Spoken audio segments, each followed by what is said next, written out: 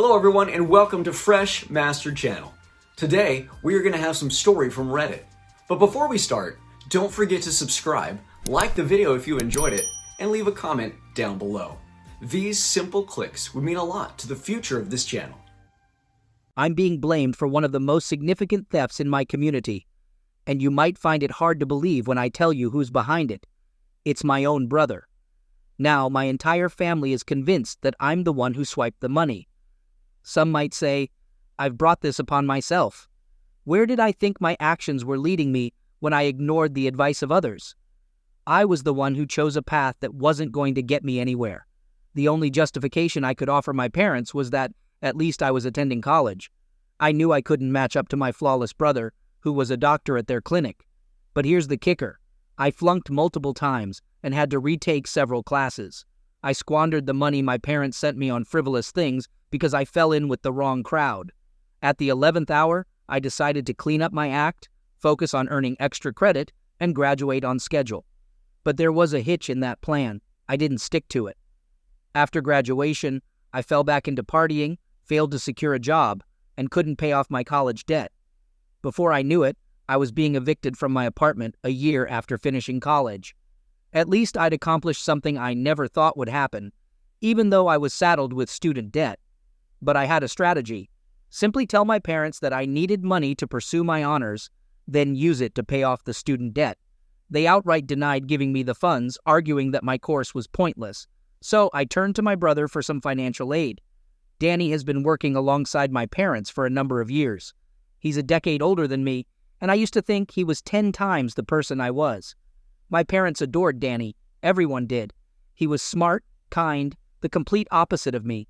I explained to him the predicament I was in, how I needed money to clear my college debt, as the debt collectors were on my tail. I was struggling to find and hold down a job. I knew I was in a bad place. Perhaps it was karma for screwing up my own life that had led me to hit rock bottom. But back to Danny. Danny was a highly skilled surgeon, owned a large house, had a wife, and a baby on the way. I wished I had heeded my parents' advice and pursued a career in medicine. Now, I was approaching my late 20s, and I had nothing to show for it. I shared my situation with Danny, and his only suggestion was that I should return home and confess everything to our parents. Absolutely not. They would be livid. I wasn't prepared for them to disown me.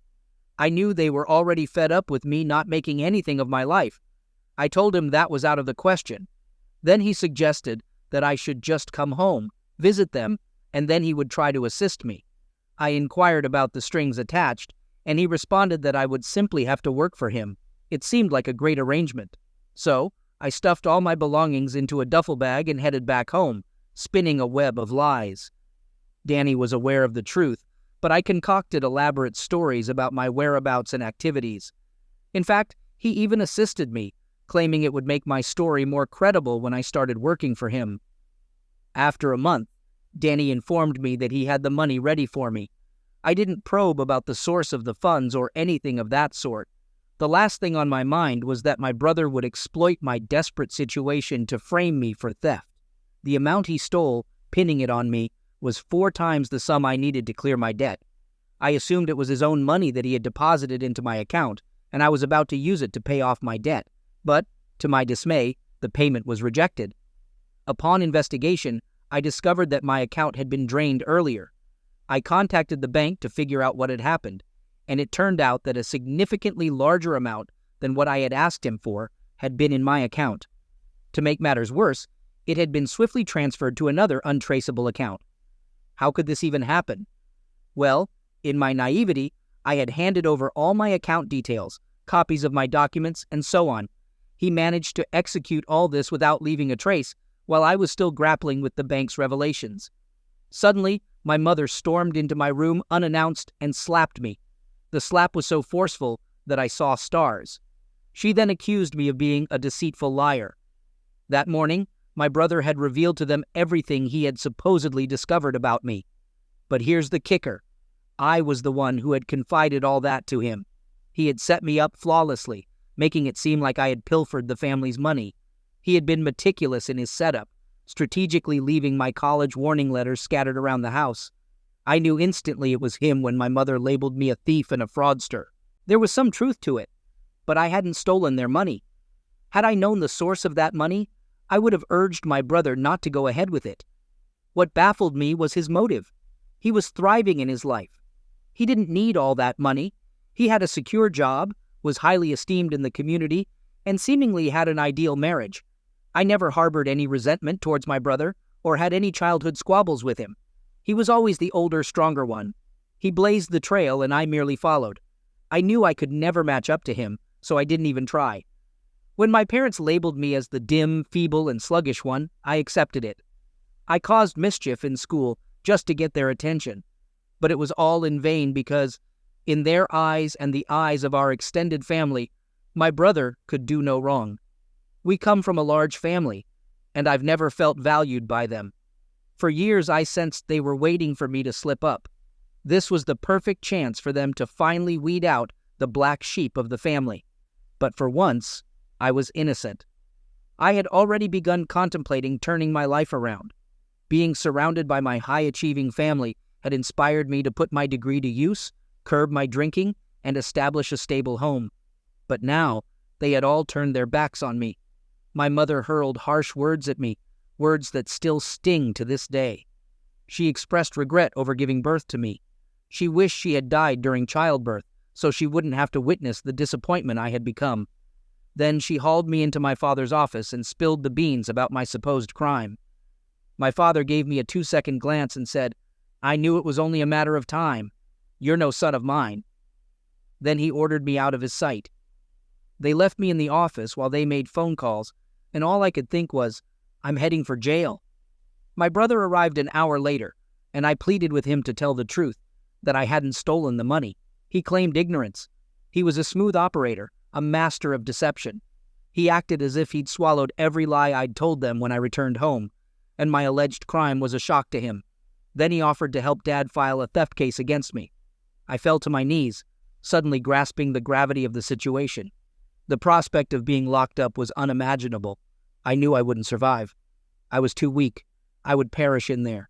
I implored my mom not to let them send me to prison. My mom demanded to know where the money was, and I told them it was Danny who was the real culprit. He was the one who had drained the account, so I urged them to call the bank to confirm it. But when I made the call, they confirmed that the transaction was made by me, not Danny. He'd been cunning enough to erase his tracks, and everyone was buying his story. So, I reached out to the family members I was on good terms with, laid out the situation, and asked them to intervene with my dad. They expressed their belief that I'd turned over a new leaf, but stealing from my own family was a line they never thought I'd cross. They suggested that if I returned the money, they'd stand by me. I had no idea where the money was, but everyone seemed to have a theory. A family meeting was called, and I was discussed as if I wasn't even in the room. The consensus was that I'd fallen in with a bad crowd who'd influenced me to steal. Most family members were in favor of turning me in. They argued that I'd tarnished the family name. But then there was my grandmother. She didn't stand up for me. In fact, she looked at me with pure disdain. But she did say in no uncertain terms that while I had indeed betrayed the family, sending me to jail would only damage the family's reputation further. And that's how I ended up being banished from my parents' home. They bought me a one-way ticket out of the state and warned me that if I ever claimed to be part of their family, they'd have me thrown in jail. I was cast out, never to return or communicate with them again. I was left with zilch. I hit rock bottom with no cash, no buddies, and no employment. And my brother, the one I counted on to pull me out of the mess I was in, was the very person who used me as a fall guy to score some dough. I was furious at him and embarrassed about the mess I'd made of my life, and I couldn't see a way out. That was a year ago. I needed that harsh reality check to pull myself together. I'm proud to say that I've been clean for 8 months and have been gainfully employed for the past year. I work at a hardware store, the pay's all right, and I'm gradually paying off my debt. My life is pretty mundane. Wake up, go to work, come home, sleep, rinse, and repeat. But I take pride in the fact that I'm healthier now and have plenty of time to reflect on my past actions. I've realized that while I was indeed a wild child, what my brother did to me and how my family has always treated me was just not right. I'm supposed to let all this go, right? Move on with my life because they're far away. But something happened today at the hardware store where I work, a place frequented by people from all walks of life. I overheard a conversation that I wasn't supposed to. It was between two guys. I couldn't quite gauge their ages, but they were discussing a specific medication that's only available at a clinic run by someone named Danny. It could have been any Danny, but curiosity got the better of me, and I Googled the medication. Turns out, it's not FDA approved. If it's my brother, well, I feel sorry for him. I haven't sought out my brother in a long while, but I've been curious about what he's been doing with the money he swindled from the family and got away with. The answer? He owns his own clinic, which seems to be thriving. So, he's managed to escape scot-free, and I'm livid, absolutely livid that he threw me under the bus for money, and I guess I just needed someone else to be aware of this. What's my takeaway from all this? If you screw up your life, it's much easier for others to pin the blame on you. The next update didn't come for a whole 2 years. Yes, you heard it right, 2 long years. Let's dive right into it. It's incredible how destiny works. That time when I was semi-absorbed in the conversation between those two guys. These guys were indeed discussing my brother, who's currently in a heap of trouble. My sister-in-law reached out to me a couple of nights ago, requesting a meeting. I'm not sure how she tracked me down, but she was in a state of disarray, looking like she hadn't slept in days. My mind instantly raced to my brother, fearing something terrible had happened to him. She assured me that wasn't the case, but something bad was definitely brewing. She wanted to chat with me because she believed I was the only one who could help him. Given that I now knew where he sourced the funds to open his own clinic, there was no concrete evidence to support her claims. She explained that when he launched his clinic, he didn't exactly follow the straight and narrow. He began buying and selling non-FDA approved medication to make a quick buck. I questioned why she was spilling all this to me. If he's hell-bent on landing himself in jail, who am I to intervene? But she insisted that she'd tried to persuade him to cease, but instead, he stopped coming home. He's constantly at the clinic with his sketchy clients, leaving her to care for their child alone. So she felt compelled to ask if perhaps I could convince him to stop. I mean, I have no sway over him. Of course, I can't make him stop. But she suggested that, given my position as a legal associate, I might be able to predict the consequences if she reported him. I'm not really supposed to be divulging all this, but I made it clear to her that I couldn't assist her. She was complicit in his scheme to throw me under the bus so they could live their dream life. So, there's no way I'm stepping in to help her now.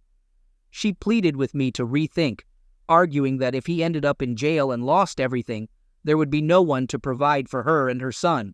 I retorted, "What do you mean? We have a large family with enough resources to support you." She countered that they could potentially lose everything if the authorities discovered my brother's illicit drug trade. It's been a few days since our conversation, and I'm wrestling with whether it's worth saving them after all they've put me through, or if I should just let them face the consequences of their actions. Update. 2 months later, I was on the verge of sending an anonymous tip to the police with all the information she'd given me. Well, I still plan to, but it won't be anonymous. He needs to admit to the family that he set me up. I thought my ordeal was over, that I was doomed to live in perpetual exile, but it seems my fate hasn't been sealed just yet. My family has been pleading with me to return because everything is spiraling out of control. Why would they seek assistance from someone they deemed as lowly as me? Well, it's because I've managed to turn my life around in the 2 years since my last post. Plus, I'm the only one who, given what I know, wouldn't send him to jail. I guess the fact that I'm even writing this gives away the ending. Yes, I did send him to jail. But let me fill you in on all the juicy details of how I exacted my revenge and left them with nothing. Shortly after my sister-in-law's visit, I sought advice from my boss about the hypothetical situation and decided that I couldn't stay silent any longer. My brother is a deceitful, unfaithful, greedy individual who puts people at risk. Moreover, he's deeply entangled with some shady characters. I couldn't let this continue. Just as I was about to head home and report him to the police, I received a message from my mother urgently requesting me to come home. It was a matter of great importance. I was curious to hear what she had to say after discarding me like an unwanted pet. So, a few days later, I found myself at their doorstep. Both my parents looked like they'd aged a decade. When I inquired about the situation, they brushed it off, saying I must be tired from the long journey.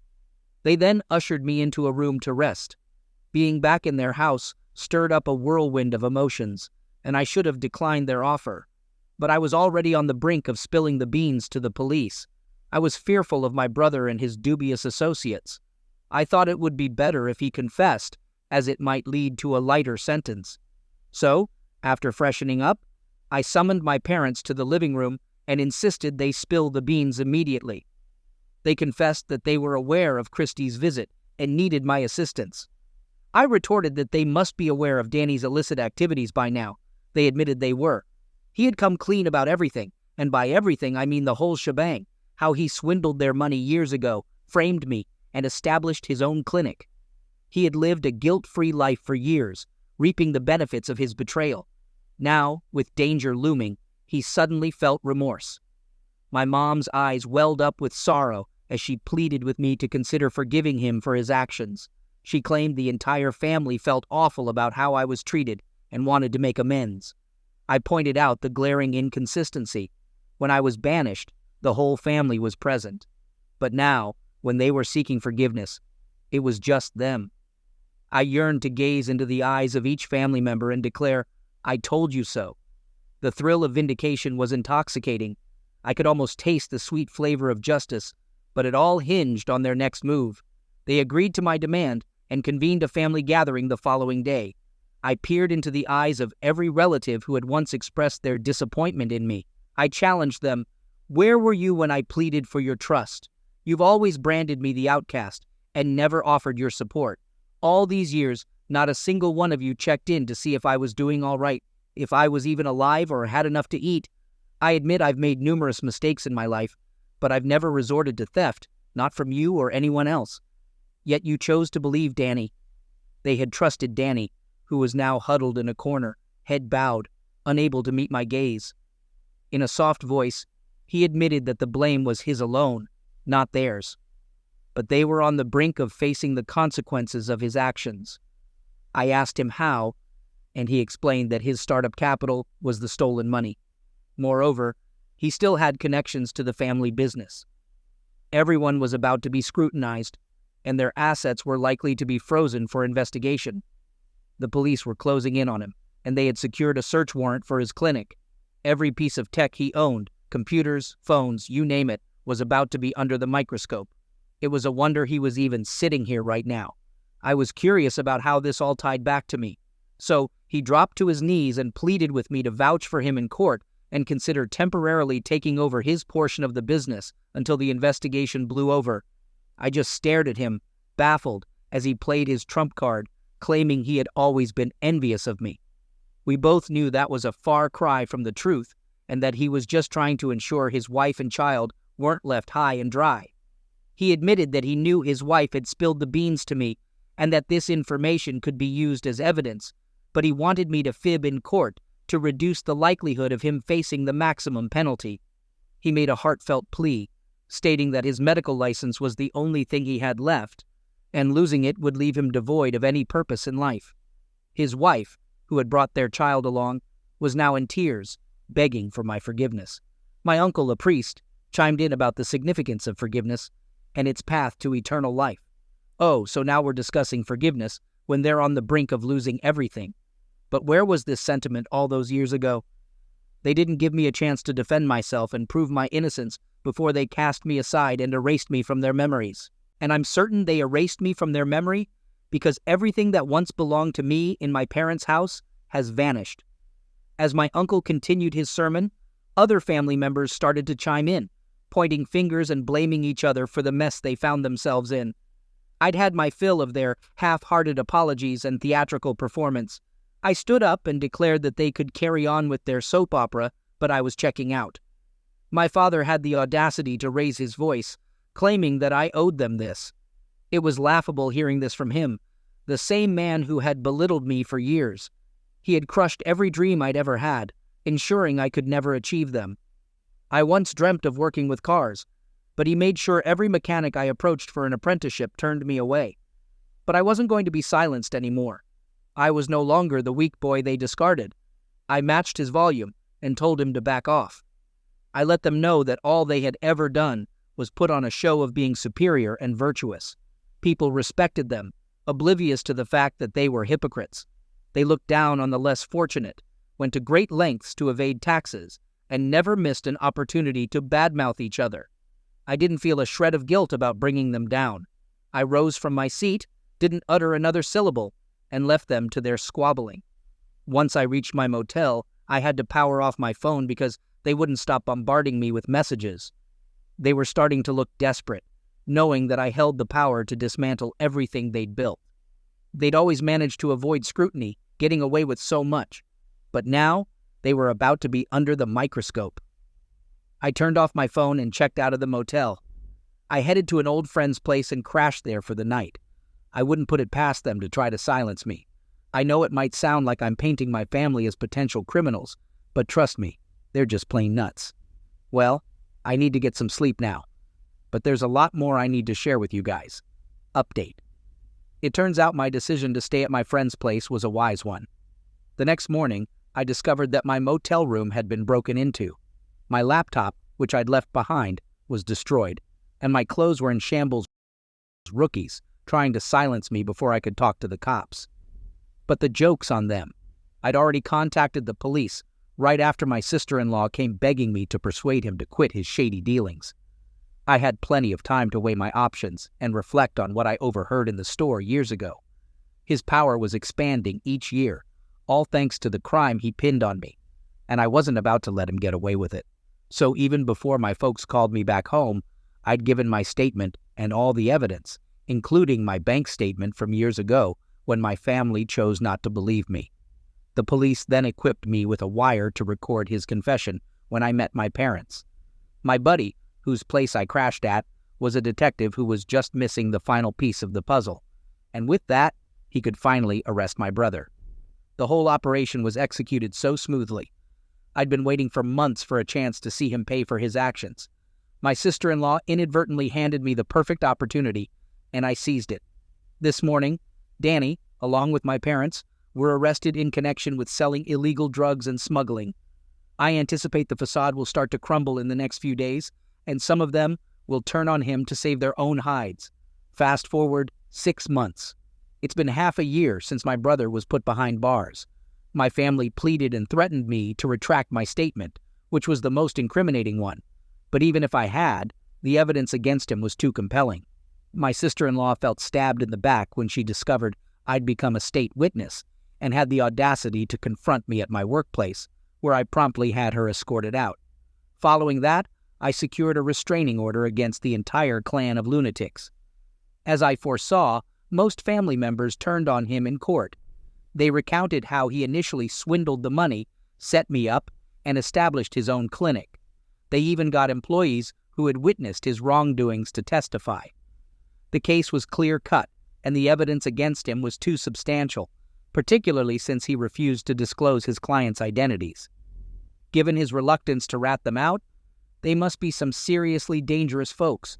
His medical license was also under scrutiny due to these allegations, and, as expected, he lost it all. He was sentenced to a decade in prison, the maximum penalty for his crime, and the part that hit him hardest was the suspension of his medical license. All the assets he'd accumulated while running his illicit business were seized and became state property. The only unfortunate part was that my parents' clinic managed to escape unscathed. It's just a rumor, but I heard they tossed my brother under the bus to save their own skins. Now he knows what it's like when everyone turns their back on you, refusing to believe your side of the story. After all was said and done, it was only a matter of time before the family structure crumbled.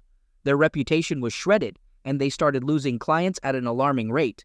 Who would want to visit their clinic now? On top of that, health inspectors began making regular visits to ensure everything was up to par. You can imagine how well that sat with the patients and staff. Their cherished empires started to crumble, brick by brick, day by day, and I reveled in it. I was chuckling all the way to the bank with the compensation I received for the emotional distress they caused me when they accused me of theft all those years ago. I only had a small chunk of my student debt left, and the rest was all mine.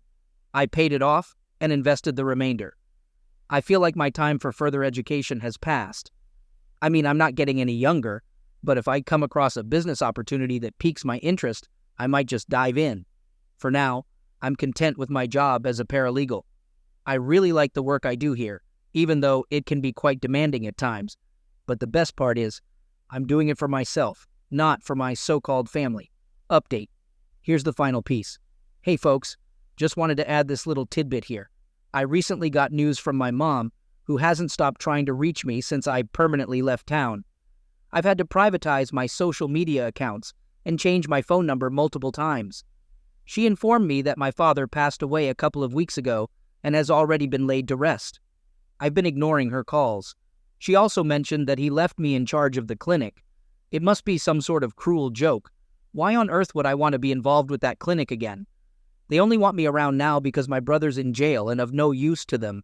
He was their golden boy, the one who could do no wrong. Look where he ended up.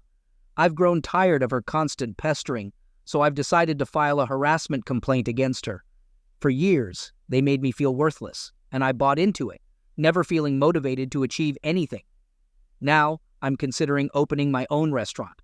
I'm determined to make it a hit, and folks will recognize my name, the name that I've personally selected.